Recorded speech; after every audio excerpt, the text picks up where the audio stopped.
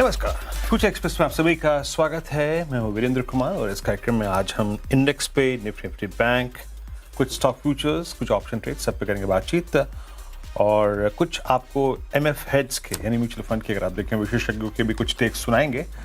और शिवांगी शारदा हमारे साथ मोतीलाल ओसवाल फाइनेंशियल सर्विसेज से होंगे इस कार्यक्रम में बातचीत करने के लिए। शिवांगी, गुड आफ्टरनून, कार्यक्रम में स्वागत है आपका। मैं आता हूँ आपके पास आपके व्यूज़ के लिए, लेकिन उससे पहले जरा एक बार देखते हैं कि मार्केट क्या कर रहा है।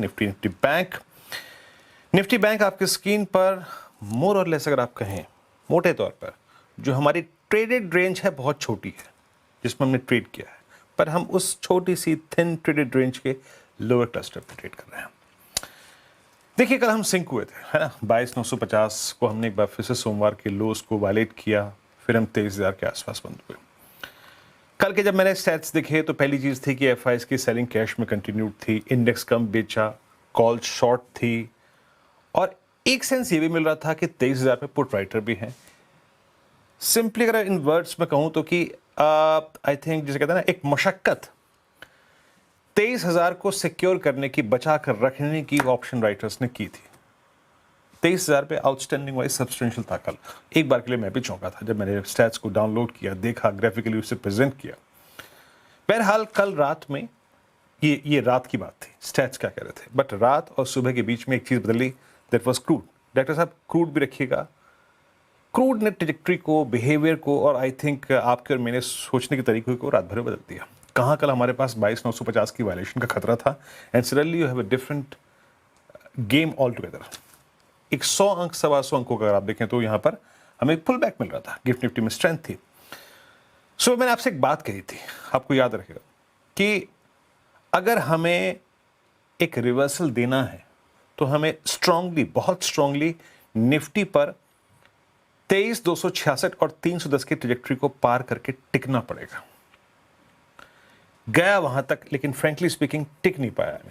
और पूछे क्यों। आज हमारे पास एक टेलविंड है तो एक हेडविंड भी है। जरा प्लीज लेके आइए, अगर आप देखें तो एक तरफ क्रूड में कल, अगर आप 119 के, कल अनुज जब मैं स्क्रीन पे थे तो एक समय करीब 118 का क्रूड था, आज सुबह 105, अभी 106। तो आपके पास एक तरफ क्रूड है, कंफर्ट दे रहा था, लेकिन आज जो फॉरेक्स मार्केट में हॉरर शुरू हुआ उसके अगेंस्ट, याद रखिएगा, कोई भी ट्रेडर लॉन्ग साइड पे प्लेस्ड नहीं होना चाहिए। याद रखिएगा, आपको अपने अप्रोच को वेरिएबल रखना होगा। नहीं ट्रेड कर रहा है, सुभान अल्लाह, बहुत अच्छी बात है, बट अगर कर रहे हैं तो प्लीज इंडिकेटर्स को देखिएगा। मेरे स्क्रीन पे एक तरफ क्रूड, एक तरफ अगर आप देखें, आप रखिए rupee. We are at all time high. Bond और एक रूपी मार्केट को, फॉरेक्स मार्केट को आप कभी भी दरकिनार करके आगे नहीं बढ़ सकते। आप कितने ही स्ट्रांग पुट राइटर क्यों ना हो, आप कितने ही स्ट्रांग, अगर आप देखें तो सेटअप में क्यों ना हो, बट आप इसको चैलेंज नहीं कर सकते। एंड फ्रैंकली स्पीकिंग, अगर आपके पास एक क्रूड एडवांटेज था तो बड़ा डिसएडवांटेज पोस्ट ओपनिंग वो है रूपी, और वो आपके अपसाइड को कैप करेगा, और करा भी है उसने। मैंने आपसे एक बात जरूर कही थी और कमेंट्री में लिखा था, तो प्लीज सुनिएगा। कमेंट्री मैंने क्लियर लिखा था, if we fail to cross that 23, 266, 310, strong chances होगा कि हम एक कंसोलिडेशन के मोड में चले जाएं। कमेंट्री को गौर से सुनिएगा कि ये बहुत स्ट्रॉन्ग चांसेस हैं कि हम कंसोलिडेशन के मोड में चला जाएं और हम 23,000 के ऊपर टिके रहे, 22,950 के ऊपर टिके रहे, लेकिन हम 23,300 भी क्रॉस न कर पाए। And that second case looks more possible now. क्यों?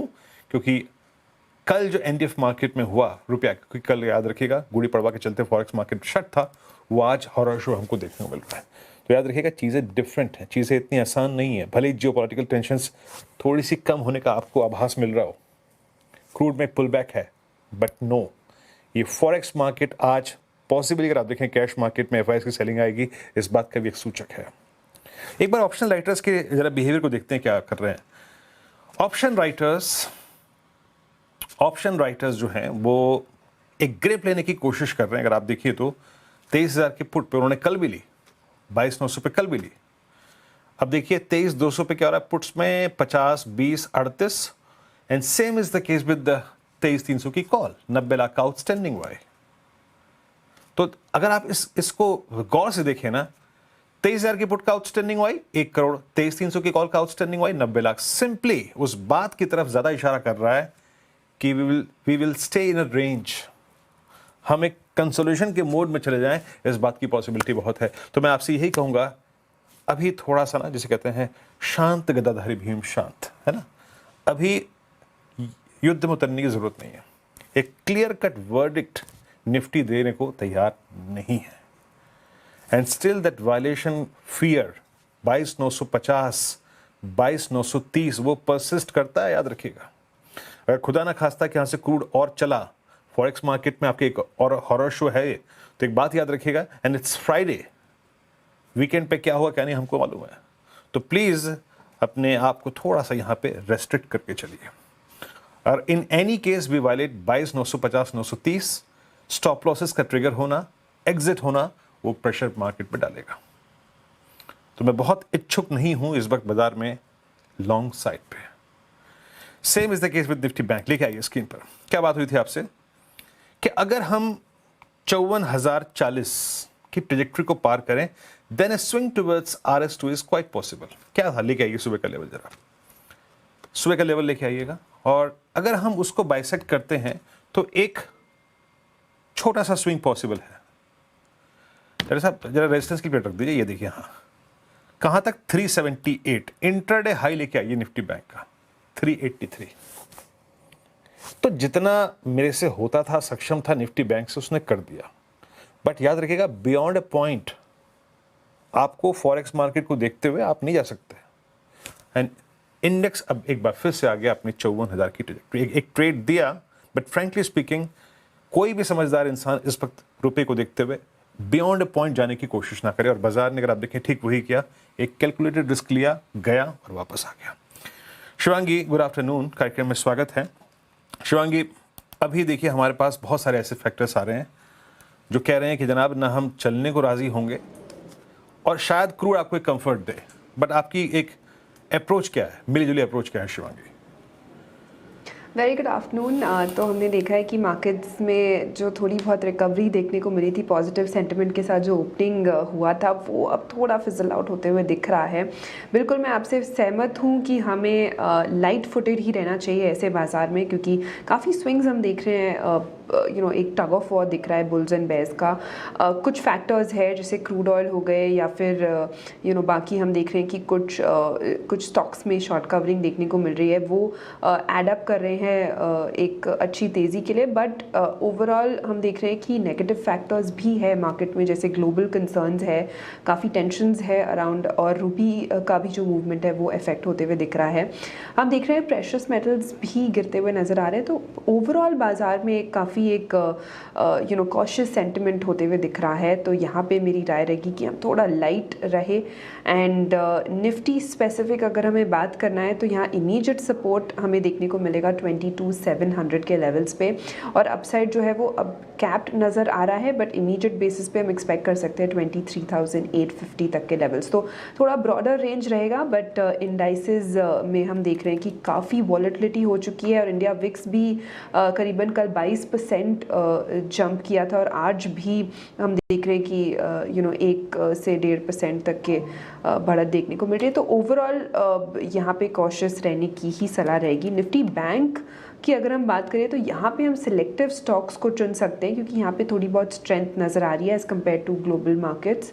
और यहाँ पे हमने देखा है कि हायर जोन से थोड़ी रब ऑफ है, क्योंकि कॉल राइटर्स ने अपना पोजीशन बनाना शुरू कर दिया है हायर जोन्स पे, और कहीं ना कहीं यहाँ पे हम देख रहे हैं कि 555 का जो रीसेंट हाई था वो अब इमीडिएट हर्डल बनते हुए दिखेगा। बट एग्जैक्टली अगर हम बात करें तो इमीडिएट बेसिस पे 53,500 का एक सपोर्ट है, उसे हमें ध्यान रखना है as a support level. Make और ब्रेक जोन की तरह एक्ट करेगा ये, और अपसाइड जो है वो हम एक्सपेक्ट कर रहे हैं 54,400 तक के लेवल्स के लिए। ओके, चलिए ठीक है, ये आपका एक सेंस मिल गया मुझे इंडस्ट्रीज पे। और देखिए मैं फिर कहूँगा आखिरी में, शायद हम सक्सीड भी हो जाएं, क्या पता। लेकिन जो है ना, conviction to buy, conviction direction में मंडे को रिवर्सल आया था, बड़ा खूब रिवर्सल था, क्रूड शांत था, फॉरेक्स मार्केट पे कंट्रोल बिहेवियर था। आपने 23,300 पार किया, आपने 23,500 पार किया। हर चीज़ अगर आप देखें चरणबद्ध तरीके से पार हो रही थी। की इंडिकेटर्स आपके फेवर में थे, वो इंडिकेटर्स आपके फेवर में आज नहीं है। तो बेटर है जिसे कहते हैं ना, हमें टेक्निकल्स में एक चीज़ सिखाई जाती है, stay out when in doubt. यकीन मानिए मेरा व्यू ये है इस वक्त। अब आते हैं शिवांगी जी के 3 ट्रेड्स पर। शिवांगी, क्या पिक कर रहे हैं आप? जी बिल्कुल, आज ट्रेड्स काफ़ी सिलेक्टिव रहेंगे। तो सबसे पहला पसंदीदा काउंटर मेरा जो रहेगा वो है कमिंस पर। यहाँ पे हम देख रहे हैं कि रिलेटिव स्ट्रेंथ है और स्टॉक जो है लगभग पिछले 6 ट्रेडिंग सेशन से एक दायरे में ही कामकाज करते हुए नज़र आया था। एंड यहाँ पे अच्छी बात ये है कि काफ़ी अच्छी बाइंग देखने को मिल रही है 4500 के लेवल्स पे, और एक कहीं ना कहीं अनवाइंडिंग हुई है कॉल राइटर्स की, जो कि एक थोड़े बहुत पोजीशंस बना रहे हैं अपसाइड के लिए। तो यहाँ पे खरीदारी की सलाह रहेगी। नेक्स्ट जो टारगेट्स है लगभग हम यहाँ पे 4800 तक के लिए एक्सपेक्ट कर सकते हैं कमेंट्स पर, 4500 के एक स्टॉप लॉस को लगाते हुए।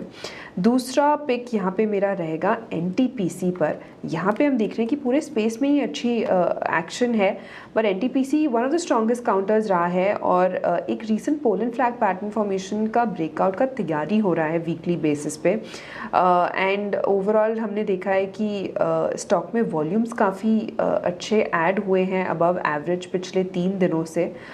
तो ये एक रिमार्केबल फैक्टर है। और दूसरा हमने देखा कि 375 का एक बहुत ही अहम लेवल बना, जो कि हमने देखा है कि लगभग पिछले 9 ट्रेडिंग सेशन से 2 से 3 बार रिस्पेक्ट होते हुए दिखा है। तो ये एक इम्पॉर्टेंट सपोर्ट बनते हुए दिख रहा है। तो इसी को एक स्टॉप लॉस की तरह मनाते हुए हम आगे बाइंग के मौके ढूंढे 395 के टारगेट्स के लिए। ओके, चलिए 3 ट्रेड्स हो गए आपके, और एक एक करके वो स्क्रीन पे आएंगे। मैं उसकी अगर आप देखें तो एक्सप्लेन कर देता हूँ। एनटीपीसी आपका 38170, पावर एनर्जी स्पेस आज की थीम थी। पावर देखिए, एनर्जी स्पेस से पहले भी अगर आप देखें वो थीम थी। आज तो आप ओएमसीज में पुल बैक देख रहे हैं, but comments the strongest structure in entire capital good space. 4700 का लक्ष्य 4600 पर ट्रेड करता हो, 4500 का लक्ष्य, ये स्टॉप लॉस माफ कीजिएगा 50-50 अगर आप देखें। Risk reward ratio NTPC futures 395 के लक्ष्य के लिए, 381 का अगर आप देखें इस वक्त प्राइस है, 375 का यहाँ पर stop loss. Nifty tradable range के अगर आप देखें लोवेस्ट क्लस्टर ब्रेक का। अच्छा, शिवांगी जी का एक ट्रेड बाकी है। शिवांगी जी बाकी है या फिर 2 ही दे रही हैं आज? जी बिल्कुल वीरू, मैंने बोला था कि सिलेक्टिव ही रखना है, तो लाइट फुटेज ही रहना है। ठीक, डन डन डन, बिल्कुल बिल्कुल बिल्कुल लाइट रहेंगे। और एक ब्रेक का वक्त है, और ब्रेक के बाद आपको कुछ व्यूज सुनाएंगे।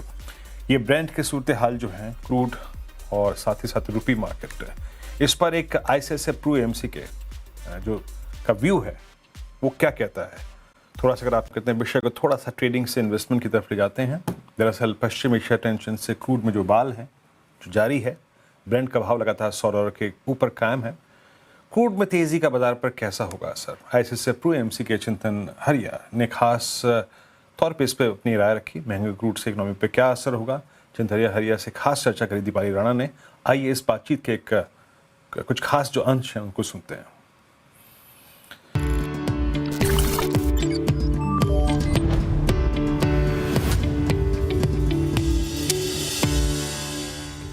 आपने भी कच्चे तेल की बात की। हम जानते हैं हमारा कितनी डिपेंडेंसी इंपोर्ट्स पर है। 50% नेचुरल गैस इंपोर्ट्स पर डिपेंडेंसी बनी हुई है। और इनफैक्ट मैं एक रिपोर्ट पढ़ रही थी कि हालांकि ये वॉर कब तक चलेगी देखना होगा, लेकिन एटलीस्ट 20-25 दिन तक का जो क्रूड स्टॉक है वो इंडिया के पास पर्याप्त है, तो उतनी चिंता की बात नहीं है। गैस को लेकर ऑलरेडी इंडस्ट्रीज इंपैक्ट हो रही हैं, वो हम सभी देख रहे हैं। अब सवाल यहाँ पर ये है कि हम 120 जाएगा, 150 जाएगा, ईरान तो कह रहा है $200 तक ले जाएंगे। इनफैक्ट वही हथियार शायद ईरान के पास भी है कि कच्चे तेल के प्राइसेस को बढ़ा सके, जितना भी डिस्ट्रप्शन लाके, शायद वही एक चीज उनके पास भी है। अगर प्राइसेस इतना ऊपर जाते हैं और सस्टेन करते हैं तो एक डोमेस्टिक इकोनॉमी या जिस थीम पर हम बेट कर रहे थे वो कितना इम्पैक्ट हो सकती है?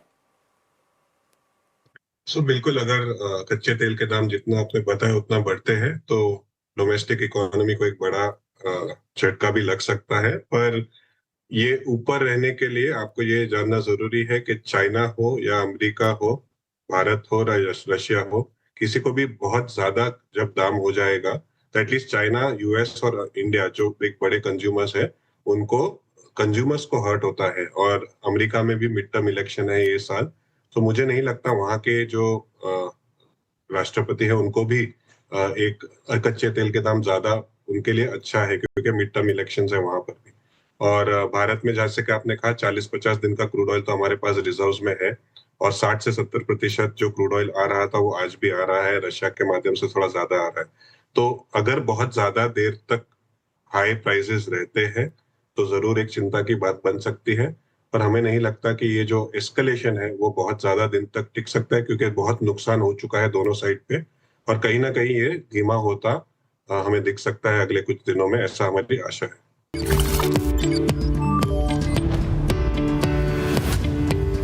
Markets at zero, traded range का लो 23176। शिवांगी, संक्षेप में आपका ऑप्शन ट्रेड क्या पिक कर रही हैं आप? जी, ऑप्शन ट्रेड के लिए मैंने चुना है लुपिन, जो कि एक ऐसा स्पेस है जो ऐसे मार्केट में भी रेजिलेंट दिखा रहा है अपना स्ट्रेंथ, और यहाँ पे 2360 के कॉल ऑप्शन में खरीदारी की सलाह रहेगी। लगभग हम यहाँ पे 7 रुपये के स्टॉप लॉस लगाए और यहाँ पे 35 के टारगेट्स हम नेक्स्ट एक्सपेक्ट कर रहे हैं। शुक्रिया शिवांगी, इस कार्यक्रम में शामिल होने के लिए। फिलहाल एक ब्रेक, अगली मुलाकात 2 बजे कमाई करते हैं, तब तक के लिए नमस्कार।